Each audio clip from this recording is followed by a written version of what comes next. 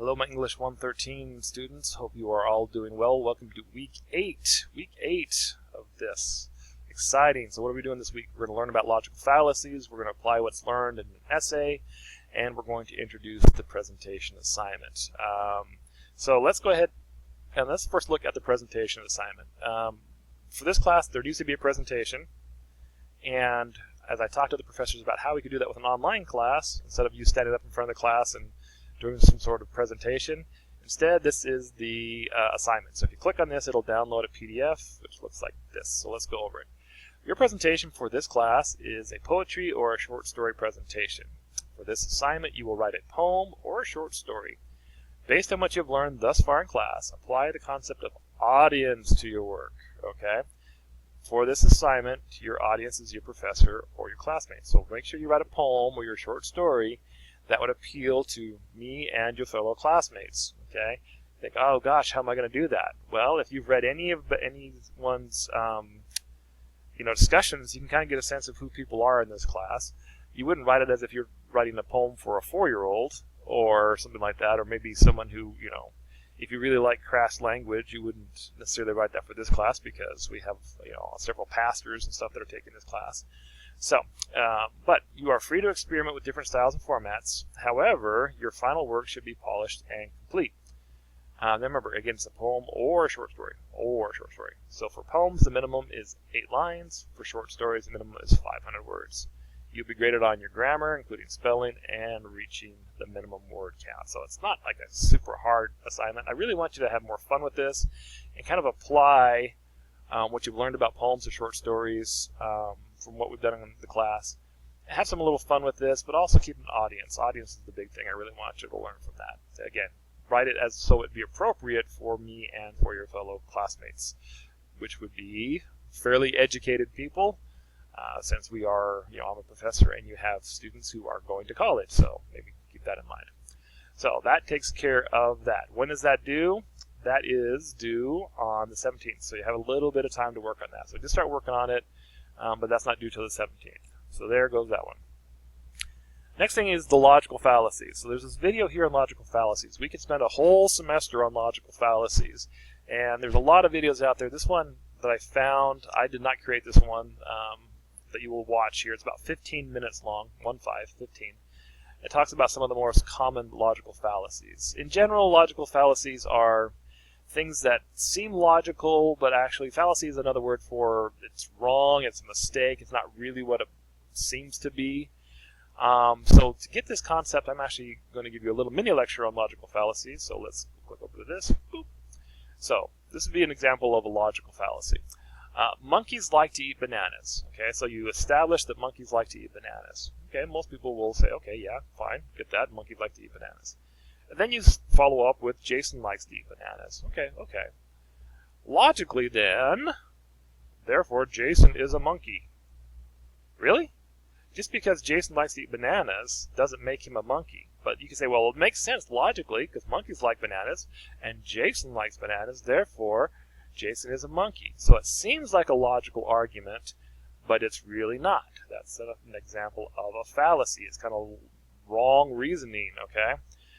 Where this comes into play and how you're going to use this for your for essay number 5 is there are a lot of logical fallacies are connected to slogans that are used for different things. Now, I'm going to give you an example here. Before the Supreme Court ruled on this, there was a big push for gay marriage, and one of the slogans that you saw a lot was equality for all. This was everywhere, banners and parades and all over the thing. Now, if you really break it down, and again, I'm not having a position on this one way or the other, and understand that often these sayings are on controversial topics which are designed to have an emotional response. So you may find yourself, when you're looking at these things for this assignment coming up, that you may be emotionally feel very strongly about it. That's fine, that's your choice, but that's kind of the point of these sayings. So let's look at this one. Equality for all. For proponents of gay marriage, is that really what they want? Equality for all. You can say, well, yeah, that's exactly what they want. Well, when you say, well, what specifically do you want? Like, what, in order for the government to make this better, what do you want? and as I read and studied this, basically most would say that they want the same legal rights for a heterosexual couple and a homosexual couple. Okay, so the same legal rights for a heterosexual couple and a homosexual couple, to be married, to all the rights under the law and stuff like that. Okay, well, is that really the same as equality? Okay, some might even say I want acceptance. Well, guess what? No group of people fully accepts another group of people regardless. All you have to do is look around the world, and that's just not going to happen. Okay, and the government can't force that to happen. There are men who are against women, women who are against men, tall people against short people. Different colors, different races, sometimes different tribes, different nationalities. Okay, anyway, that's kind of off topic. But the point being, it's not really equality; it's legal rights. Okay, now is it really for all?